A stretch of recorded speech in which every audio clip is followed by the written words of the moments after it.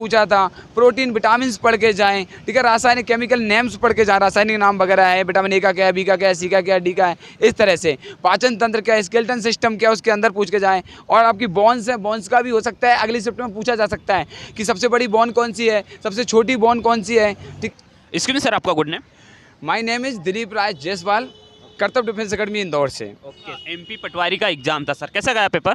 नहीं, आज तक मैंने जो मॉर्निंग की शिफ्ट का जो 19 मार्च का एनालिसिस किया है और अभी जस्ट 19 मार्च इवनिंग का जो एनालिसिस किया है उसके बारे में बताना चाहूँगा कि पेपर बिल्कुल सिंपल से मॉडरेट ही कहेंगे, हार्ड तो नहीं कह सकते हैं, क्योंकि उसके पीछे का कारण है जो स्टूडेंट कम स्कोर करके आ रहे हैं वो टफ बोल देते हैं, जिनका स्कोर मीडियम रहता है वो मॉडरेट बोल देते हैं, और जिनका स्कोर और अच्छा चला जाता है वो सिंपल बोलते हैं। डिपेंड करता है कि किसने कितनी मेहनत की है, किसमें है कितना दम। इस प्रकार का प्रश्न आज देखने को मुझे मिला है, तो मॉडरेट ही कहेंगे, ना ज़्यादा हार्ड ना ज़्यादा सिंपल।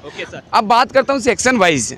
तो सेक्शन वाइज मैंने अभी स्टूडेंट से पूछा है जैसे मैथमेटिक्स और रीजनिंग, साथियों और मैथमेटिक्स और रीजनिंग का अचानक से रेशो बढ़ा दिया जा रहा है।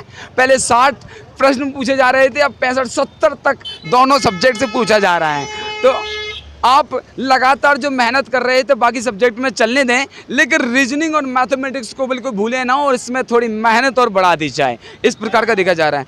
आज एडवांस से कुछ प्रश्न पूछे गए हैं। एडवांस में किस तरह का, मेंसुरेशन, ज्योमेट्री और जैसे ट्रिग्नोमेट्री का एक क्वेश्चन पूछा गया था, और पाई चार्ट का सिलसिला तो बिल्कुल सबके तोते उड़ा रहा है, और एकदम थोड़ा सा लेवल बढ़ा के पूछ रहा है पाई चार्ट का। पाई चार्ट से 2 से 3 क्वेश्चन जरूर पूछ रहा है, तो आप पाई चार्ट है, हिस्टोग्राम चार्ट है, ठीक है, और जैसे सारणी वगैरह इनको पढ़ लें तो आपको आसानी आएगी और आप इसको सिंपल ही समझेंगे। लेकिन आप पढ़ के नहीं जाएंगे ना तो आपको ये कठिन और टफ और हार्ड लगेगा। हिंदी इंग्लिश का अगर देखा जाए तो देखिएगा, हिंदी बिल्कुल सिंपल पूछा जा रहा है, ज़्यादा टफ नहीं पूछ रहा है। जैसे शब्दों का वर्गीकरण, जैसे रचना के आधार पर होते हैं, ठीक है, रचना के आधार पर, इतिहास के आधार पर, उत्पत्ति व्युत्पत्ति के आधार पर, तत्सम और तद्भव, ठीक है, देशज विदेशज संकर। तो तत्सम और तद्भव से एक न एक प्रश्न जरूर आ रहा है। कल मॉर्निंग की शिफ्ट में योग रूढ़ से पूछा गया था, अभी की शिफ्ट में तत्सम और तद्भव से पूछा गया था। साथ ही साथ फिर आगे चलते हैं, संधि, संधि से अभी नहीं पूछा, समास से एक प्रश्न मॉर्निंग में पूछा था द्वंद्व समास का, अभी द्विगु समास का एक प्रश्न पूछा गया था। और साथ ही साथ थोड़ा सा पर्यायवाची विलोम का पूछना अभी भी सिलसिला जारी है और लगातार पूछ रहा है, इसको पढ़ते रहें।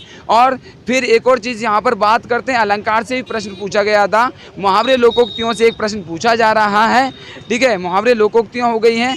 फिर हिंदी में और शुद्ध वर्तनी से प्रश्न पूछा जा रहा है, और वैसे ज़्यादा टफ नहीं है, बहुत सिंपल है सारी। तो जो बच्चे इंग्लिश देने वाले हैं सर, तो उनको क्या कह सकते हैं, क्या संदेश देना सर? देखिए, मैं तो एक ही संदेश दूंगा कि आप जिस तरह से एनालिसिस के वीडियोस देख रहे हैं बिल्कुल देखें, लेकिन बेसिक चीज़ें ज़्यादा ध्यान दें, ठीक है, फंडामेंटल चीज़ों पर ध्यान दें। बेसिक पढ़ के जाएंगे तो डरना नहीं है। जैसे साइंस की बात करूं, साइंस में आज कोशिका सेल से पूछा गया था, टिश्यू से पूछा गया था, तो कोशिका किसने खोज की, ठीक है, कोशिका की खोज कब हुई थी, या ठीक है, इस प्रकार की चीज़ें पूछा जा रहा है। टिश्यू से पूछा था, प्रोटीन विटामिन पढ़ के जाएँ, ठीक है, रासायनिक केमिकल नेम्स पढ़ के जाएँ, रासायनिक नाम वगैरह है, विटामिन ए का क्या है, बी का क्या है, सी का क्या है, डी का है, इस तरह से पाचन तंत्र क्या है, स्केलेटन सिस्टम क्या है, उसके अंदर पूछ के जाएं। और आपकी बोन्स है, बोन्स का भी हो सकता है अगली शिफ्ट में पूछा जा सकता है कि सबसे बड़ी बोन कौन सी है, सबसे छोटी बोन कौन सी है, ठीक है, इस तरह से जैसे फीमर हो गई है, स्टेपिस हो गई है, इस तरह से आप पढ़ेंगे तो कोई प्रॉब्लम नहीं आएगी। और फिजिक्स में तो सिंपल होती है, डेफिनेशंस होती हैं, इंस्ट्रूमेंट्स होते हैं,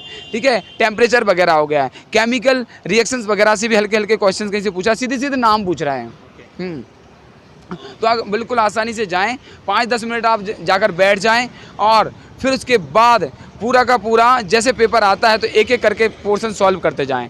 लेकिन टाइम टेकिंग आ रहा है, ज़्यादा समय ले रहा है, तो इसलिए मतलब टाइम का इशू है, टाइम इनफ नहीं है। बिल्कुल टाइम इनफ है, लेकिन घबरा के नहीं करेंगे तो काफ़ी समय मिलेगा, ठीक है। क्या है, कॉन्फिडेंस के साथ करें, आत्मबल के साथ करें, तो आपको कोई परेशानी नहीं आएगी। There is no issue, there is no difficulty to solve the questions, ठीक है, बिल्कुल आसानी से बच्चों की तरह आप सॉल्व कर सकते हैं, चॉकलेट की तरह।